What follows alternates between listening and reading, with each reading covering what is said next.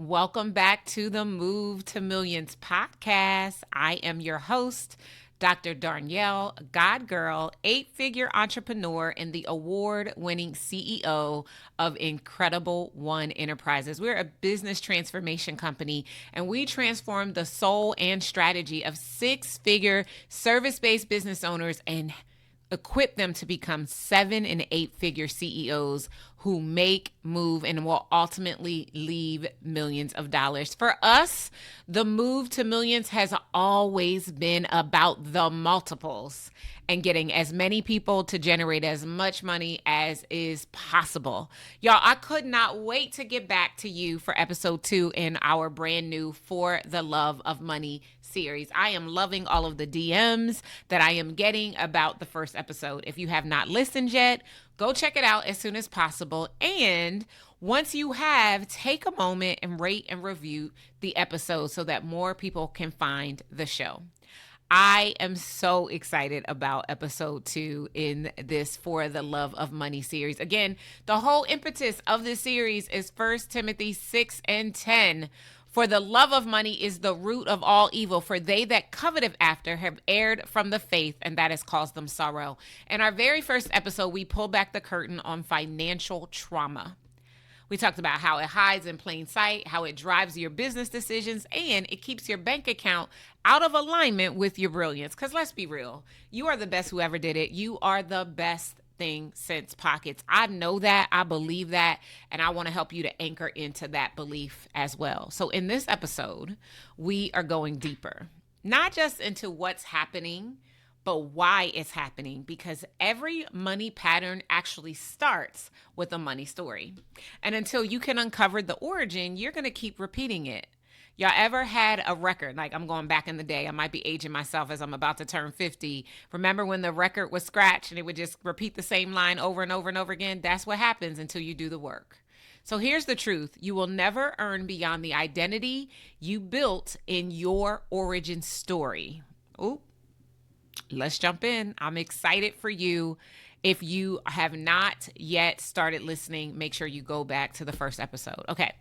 We're going to start by talking about the fact that your financial blueprint was actually formed before you ever touched money.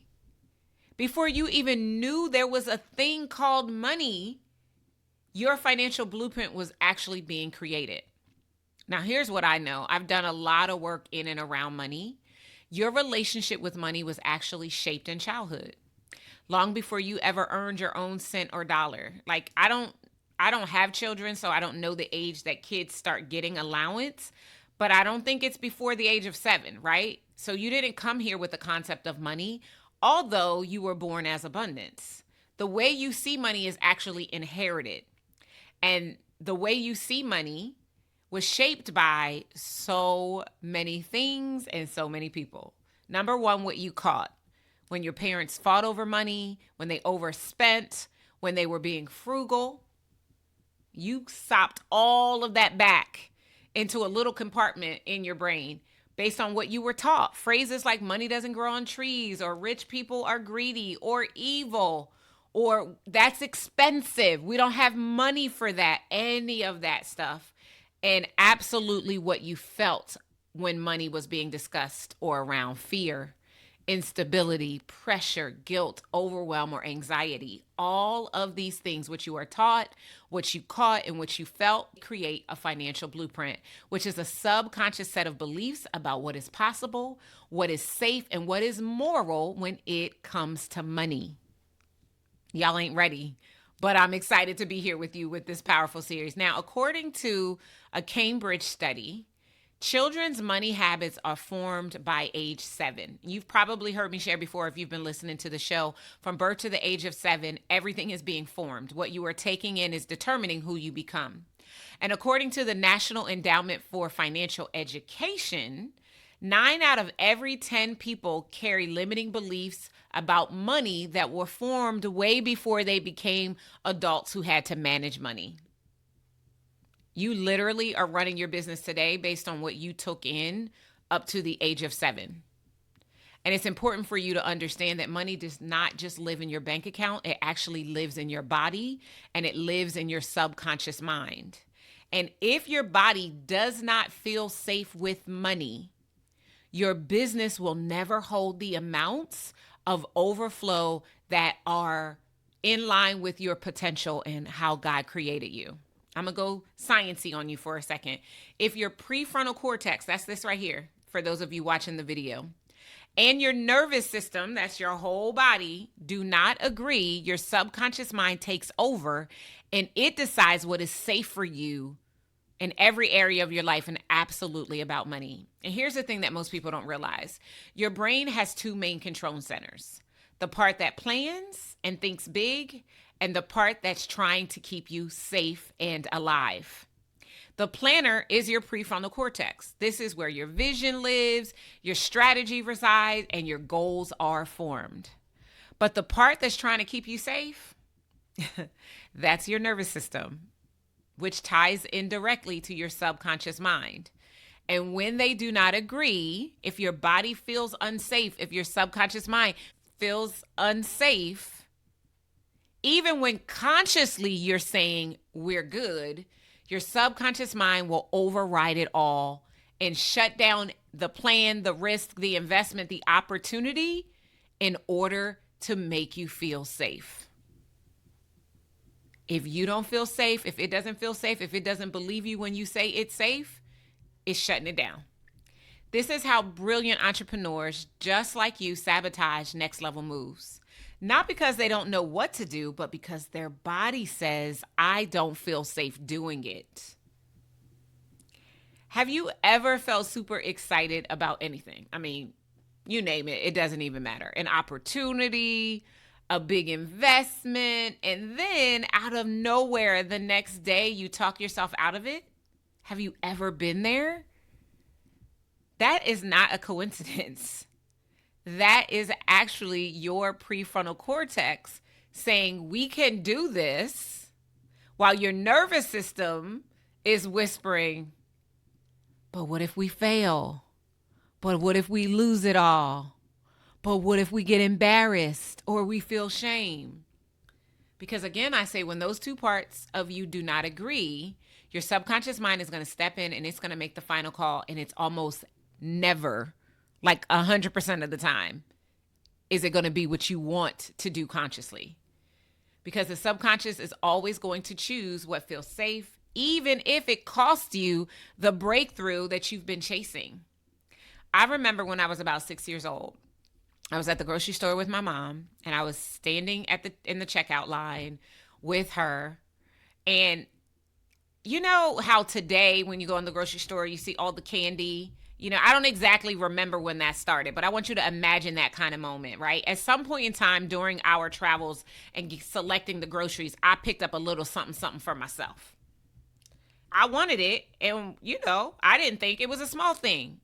I grabbed it, I held it close when we got up to the register, put it up there. But before I could even ask my mom, she smacked my hand and looked at me with an expression that said, don't even try it. Y'all know the one. You probably, if you're a parent, you have delivered that look to your child. And then she said something that I will never forget. It still haunts me from time to time. And that is, money is only for what we need. That moment shaped me, y'all. It wasn't just about the candy that I wasn't going to get to eat.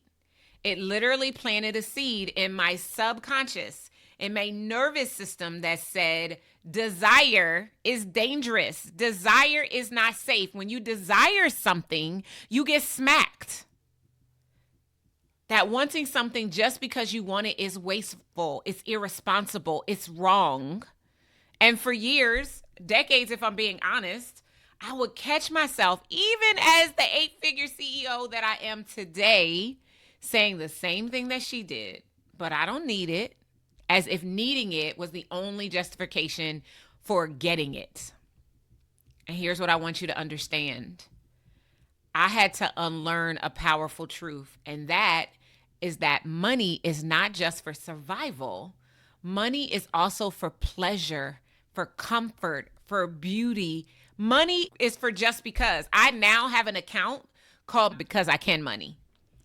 Here's what we know. Money is a tool, and it is meant to respond to your vision, not just your basic needs. So I want to invite you to create your own because I can money account. So instead of calling it an emergency account, because if you call it an emergency account, all of these emergencies will pop up. Call it a because I can account, right?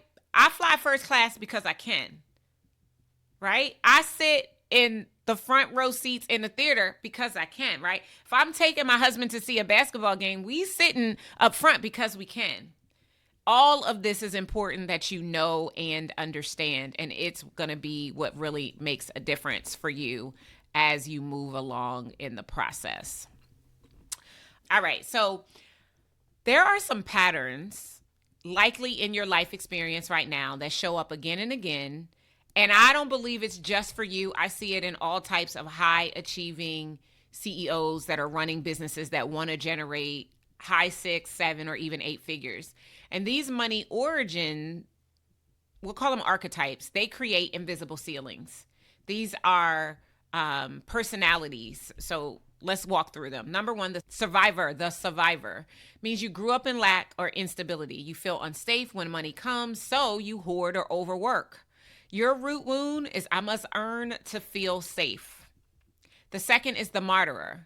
They're taught that wealth is selfish. So they overgive, they undercharge, and they fear being seen as greedy. The root wound is if I have more, someone else has less. I want you to see where you see yourself here. The third is the performer.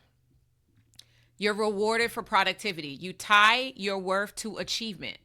You don't feel deserving of rest or overflow. The root wound is that you have to prove that you are worthy in order to receive whatever it is that you desire to receive.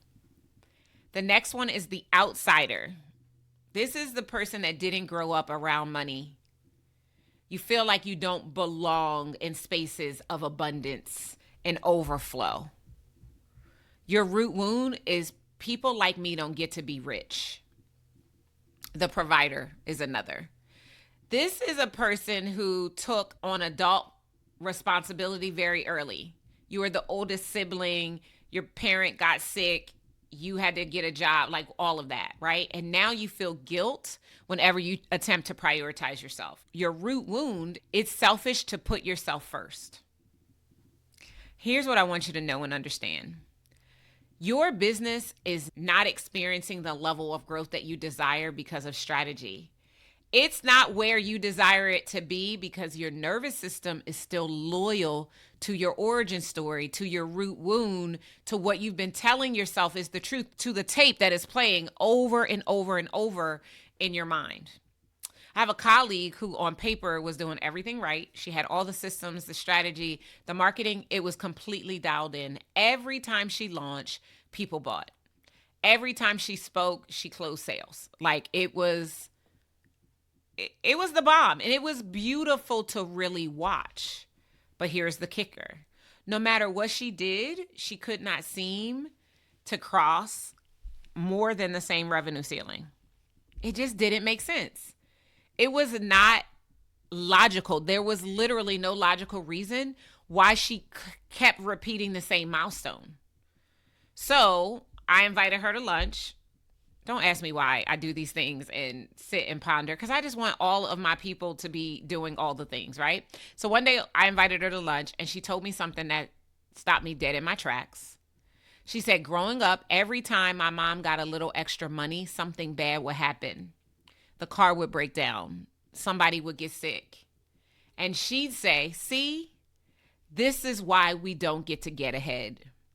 And it instantly made sense to me, y'all. It made so much sense because that became her subconscious money rule. If I make more, something bad will happen. And you know you'll have what you say, right? Like no matter what it is that you say, you are so powerful. You are given dominion, power, and authority over all things. And if you speak it, it'll be. That's what'll happen. So, you know, that's what happened for her. Every time she got close to expansion, her body would pull her back. She'd get sick. A team member would quit. Or she'd suddenly feel burnt out. Her nervous system was doing its job. It was attempting to keep her safe. according to her old origin story that she was still living and the tape that was incessantly running in her subconscious mind. You know, your subconscious mind thinks way more than your conscious. There's 60,000 thoughts a day on average a person has. Only 3,000 are conscious. When she finally faced her belief head on and rewrote it, when she realized that she could be blessed without something breaking, something clicked for her and everything changed. Her business didn't just grow, it stabilized. Oh, there is nothing like some good old stability, because she was no longer trying to scale from a story that said abundance equals danger. And that is why I always say strategy can't fix what your subconscious still fears.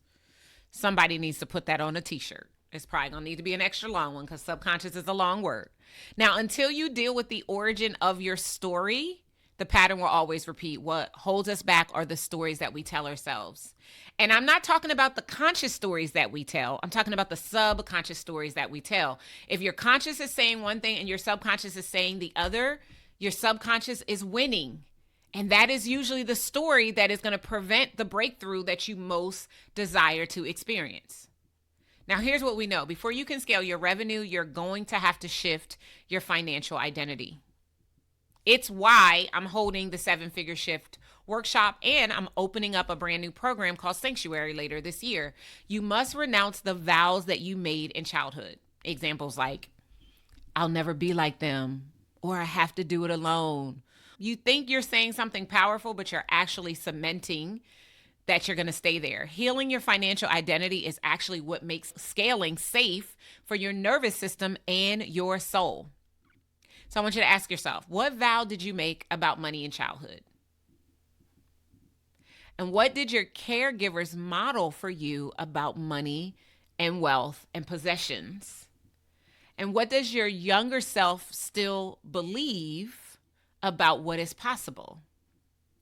You're going to have to answer these questions if you want to begin the journey of doing the work that's going to make a difference, because you cannot build a new financial future from an old financial identity. It ain't happening, Captain. Like, nothing you could do to make it happen. You must make your life, your business, your relationship with money your sanctuary, not a survival mechanism.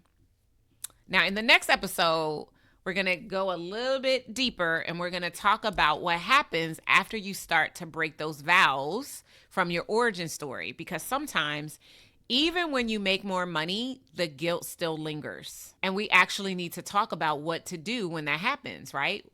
And what to do when more makes you feel bad. And what to do when more causes tension in your body. And what to do when more actually prevents you from bringing it in, just the mere thought of it. This is the work that we are doing with our clients. This is what I'm seeing invariably over and over and over. I have so many stories of clients that we tracked the pattern. We found out where the belief was coming from.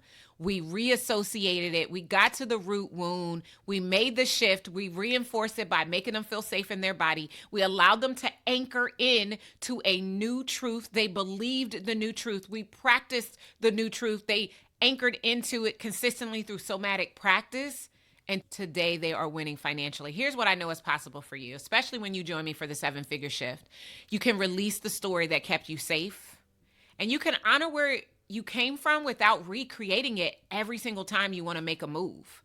You can choose your identity over income, and you can decide that you are no longer afraid of abundance and that you are actually safe with overflow. We're going to start this journey in my 7-Figure Shift workshop, and we're going to continue it in my brand new program, Sanctuary. I'll tell you more about it later. Now, this is the episode to share with your friends. So I want you to go listen, tag me in your story, and share it with someone who needs to remember that their past does not have to shape their prosperity. And I want you to make sure that you join me for the next episode, because we're going to get into the guilt, the sabotage, and the upper limits that come after you are successful. Oh, the stories I will tell you next week. Some of them are my own, some of them are of colleagues, and some of them are just of things I've observed in the market. Now, you're not who you used to be. And the whole reason why I'm doing this For the Love of Money series is to make sure that we get to cement the identity that is the key to your overflow and expansion, and most assuredly, your move to millions. I'll see you guys next time. Take care.